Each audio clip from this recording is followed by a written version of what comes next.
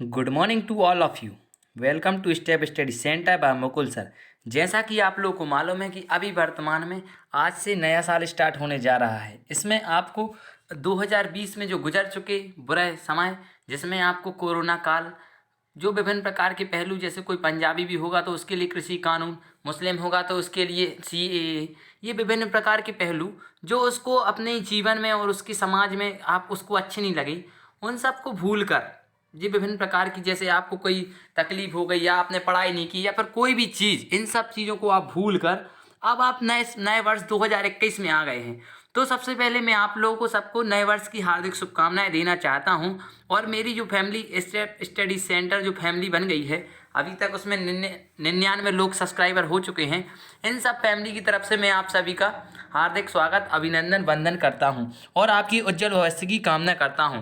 तो सबसे पहले आपको ये सोचना है कि आने वाला साल जो 2021 आया है उसमें हम क्या करेंगे। सोचना बस नहीं है, उसको करके बताना है। नहीं तो कोई बच्चा क्या करता है, सोचता बस है कि मैंने सोच लिया कि आज मैं 1 जनवरी से आज 4 बजे से उठूंगा, तो उठना है, उठूंगा नहीं, उठ के बताओ, पढ़ के बताओ। ये नहीं कि कह दिया मैं तो मम्मी मैं 1 जनवरी से पूरी अच्छे से पढ़ाई करूंगा, दिन भर पढ़ूंगा, दिन भर पढ़ूंगा। नहीं, पढ़ के बताइए ना।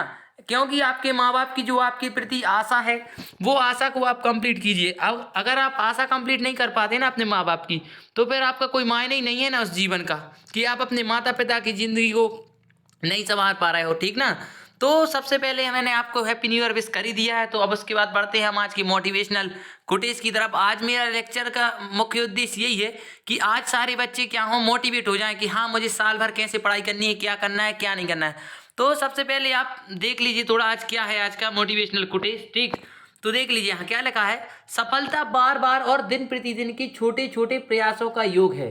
समझ में आया। आप दिन दिन भर जब रोज पढ़ेंगे ना, ऐसा नहीं होगा कि आपने सोचा कि मेरा 8 तारीख को पेपर है तो मैं केवल 8 ही तारीख को पढ़ लूंगा और मेरा पेपर निकल जाएगा। नहीं, आपको धीरे धीरे उस बुक को पढ़ना होगा, रोज डे बाय डे पढ़ना होगा। इसीलिए मैं आपको डे बाय डे पढ़ाता हूँ। नहीं तो मैं भी एक दिन क्लास लेता 10 घंटे की और पूरा लेक्चर कंप्लीट करवा देता। नहीं, इसीलिए आपको डे बाय डे पढ़ना पड़ेगा। क्या होता है कि डे बाय डे पढ़ने से ही, आप सोचिए कि आपके घर में वो है, क्या कहते हैं उसको, जीना है। आप ऐसा तो नहीं करते कि डायरेक्ट 10 जीने इकट्ठे चढ़ जाते। क्या करते, पहले पहला जीना जाएंगे, फिर दूसरा जीना जाएंगे, तीसरा जीना। तो जो जीना आप चढ़ रहे हैं ना क्रम बाई क्रम, वैसे ही पढ़ाई होती है। अगर आपको सफलता चाहिए है ना, तो वैसे ही पढ़ाई करनी होगी, क्रम बाई क्रम जाना होगा। ऐसा नहीं कर सकते आपकी आपने सोचा कि डायरेक्ट हम ऊपर चले जाए, तो नहीं जा सकते हैं। उसके लिए आपको पहली सीढ़ी पे, दूसरी सीढ़ी पे, तीसरी सीढ़ी, ऐसे चढ़ते जाएंगे जब आप क्या करेंगे, आगे बढ़ सकते हैं। तो आप सब लोग आप क्या करिए, सबसे पहले आप लोगों का उद्देश्य होना चाहिए कि आपको इस वर्ष क्या करना है। अगर आपको पुलिस में जाना है, मिलिट्री में जाना है, आर्मी और UPSC में जाना है, NDA निकालना है, CDS है, विभिन्न प्रकार की जितनी भी एग्जाम है, कोई भी एग्जाम क्लियर करना है ना, तो सबसे पहले एक रणनीति बना लीजिए कि हाँ, मुझे इस एग्जाम को क्रैक करना है, तो बस वही एग्जाम करेंगे और दूसरा एग्जाम नहीं करना है। ठीक ना। नहीं, मैं नहीं कह रहा करिए, लेकिन आप लोग क्या होता है कि जो बच्चा लक्ष्य नहीं बना पाता है ना, तो वो सारे तरफ भटकता रहता है कि हम कहाँ जाएं, हम कहाँ जाएं, हम कहाँ जाएं। तो उसको बस एक अगर लक्ष्य बना लेगा ना, तो सारे एग्जाम आ रहे वो भी देता जाए, साथ में जो उसका लक्ष्य है ना, उसकी तरफ ज्यादा उसका महत्वपूर्ण ध्यान होना चाहिए, जिससे उसको क्या मिल सके, सफलता मिल सके। तो सबसे पहले आपको ये भी ध्यान रखना है कि आपने जब दिन भर पढ़ाई की, आप मेरे जो मैं पढ़ता हूँ, मैं आप लोगों को बताता हूँ कि सुबह 4 बजे उठी, 4 बजे उठने के बाद थोड़ा मंजन वगैरह किया, मंजन करने के बाद 5 बजे से पढ़ने बैठे, 5 बजे से पढ़ने बैठे 8 बजे तक, 8 बजे से मुझे कोचिंग लगानी पड़ती है 10 बजे तक। उसके बाद तो 10 बजे का पढ़ाए, 10 बजे के बाद 11 बजे तक खाना वगैरह नहा लिया, सब कर लिया। अब 11 बजे से आप पढ़ने बैठिए शाम के 5 बजे तक। क्या, शाम के 5 बजे तक बैठिए। अगर आप 6 बजे तक नहीं बैठ पा रहे हैं, क्योंकि मैं तो 6 बजे तक बैठता हूं, तो आप लोग शाम के 5 बजे तक बैठिए। शाम के 5 बजे तक बैठने के बाद आप लोग क्या करिए, अपने माइंड को थोड़ा शांत कीजिए, बाहर टहलने चले जाइए, मंदिर हो आइए, जिससे आपके मन को शांति मिले। अब उसके बाद आप आ जाइए 1 घंटे में, 1.5 घंटे में। उसके बाद आप रात में बैठिए, जितना आपने पढ़ा है दिन भर, उसका आप अपने मन में एनालिसिस कीजिए कि आखिर मैंने कितना पढ़ा है, कितना मुझे याद है और कितना मुझे दोबारा याद करना पड़ेगा। तो जब आप रेगुलर कंटिन्यूली ऐसा करेंगे ना, तो आपका सिलेक्शन गारंटी है कि सिलेक्शन हो ही जाएगा। और अगर आप ऐसा नहीं करेंगे ना, तो आप यहीं रहेंगे, मेरा वीडियो देख रहे होंगे तो वीडियो देखते रहेंगे, और नहीं देख रहे होंगे तो कुछ है ही नहीं, फिर रहे हैं ही सब लोग। ठीक ना। तो अब दूसरे नंबर पर आते हैं, सोच विचार करने में समय लगाएं।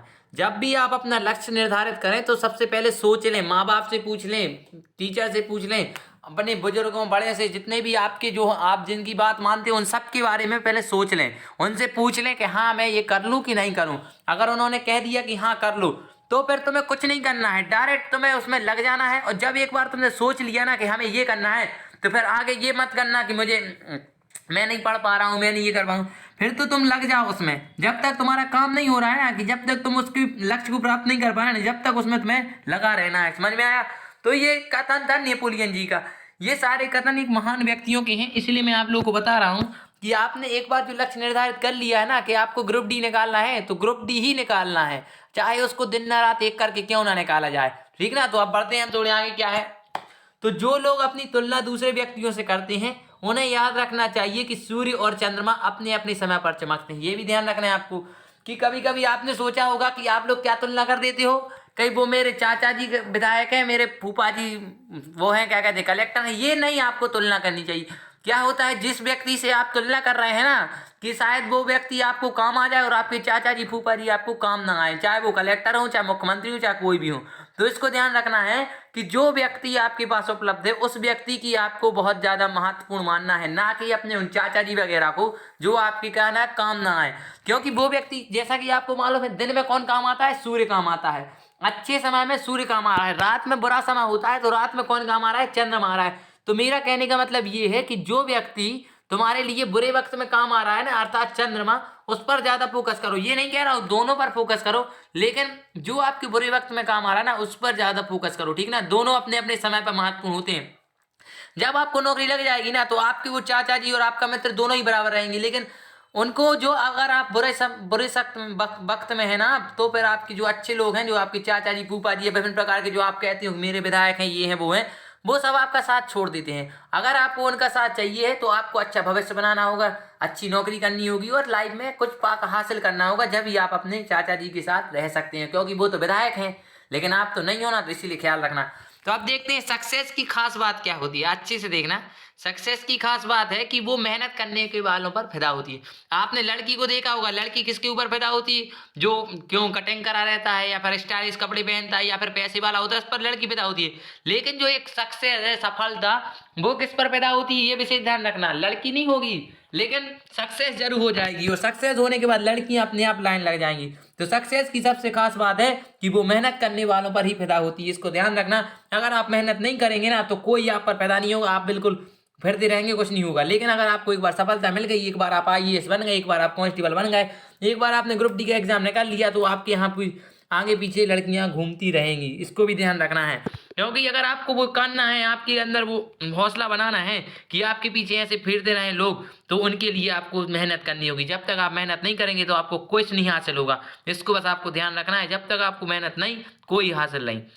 तो अब देख लीजिए, सफलता का एक मूलभूत नियम है। क्या है सफलता का नियम? ये भी समझ लीजिए कि आप अपनी गलतियों के साथ दूसरों की गलतियों से भी सीखें।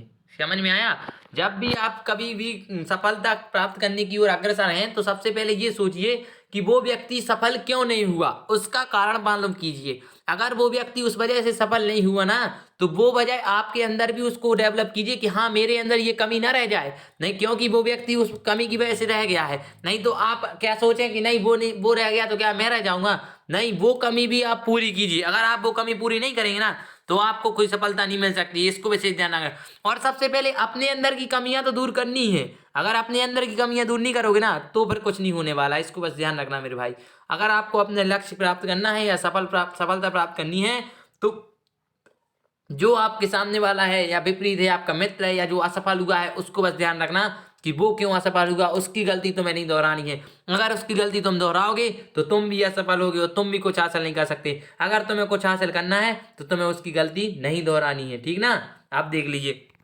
अब सबसे पहले मेरा आप लोगों से निवेदन है कि इस वर्ष में जो भी मुझसे गलती हुई हो अनजाने से या कोई भी वगैरह वगैरह बोलने में, क्या होता है थोड़ा, अभी मैंने नया चैनल बनाया तो थोड़ी वगैरह गलती हो जाती है, तो उसके लिए आप सब लोग मुझे माफ़ कर दीजिएगा। ठीक है?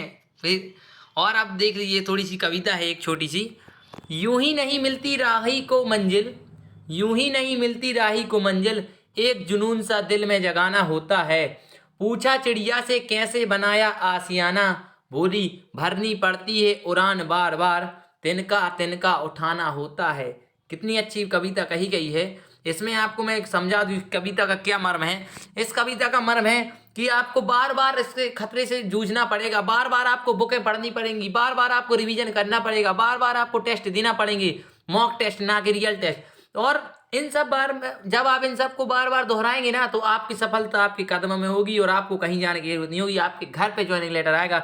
बस आपको अपनी बात को ध्यान रखना है और अच्छे से याद करते जाना है, समझते जाना है। जो भी मुझे डाउट हो आप लोगों को वो आप मुझसे पूछ सकते हैं, चाहे काउंसलिंग से रिलेटेड चाहे कोई भी रिलेटेड डाउट है तो आप डायरेक्ट मुझसे संपर्क करें। मैं आपको बताऊंगा कि आखिर क्या है, आपको कैसे भविष्य बनाना है, कैसे आपको मोटिवेट करना है, ठीक ना। तो यही है हमारा आज का पूरा मोटिवेशनल फुटेज। तो आपको समझ में आ गया होगा। आज मैंने लेक्चर क्यों नहीं बनाया, आपने सब यूट्यूब चैनल पर देखा होगा कि आज लेक्चर बनाया है। मैंने इसलिए नहीं बनाया कि जितना भी मैंने पढ़ाया है उस सबको आप रिवीजन करो। मैंने बताया है कि बार बार उड़ान भरनी होती है, दिन का उठाना पड़ता है, तो जितना भी मैंने अभी तक पढ़ाया है उस सब का आज रिवीजन कीजिए। और जो भी आपको डाउट हो उसको आप हमारे व्हाट्सएप ग्रुप में और फेसबुक पेज और इंस्टाग्राम पे और डायरेक्ट यूट्यूब पर कमेंट करके आप बता सकते हैं। तो ठीक है, जय हिंद। आपकी सफलता आपके लिए मुबारक हो अगर आप लोग सफल होते हैं, और अगर आपको कोई प्रॉब्लम हो तो आप हमसे डायरेक्ट संपर्क कर सकते हैं। धन्यवाद।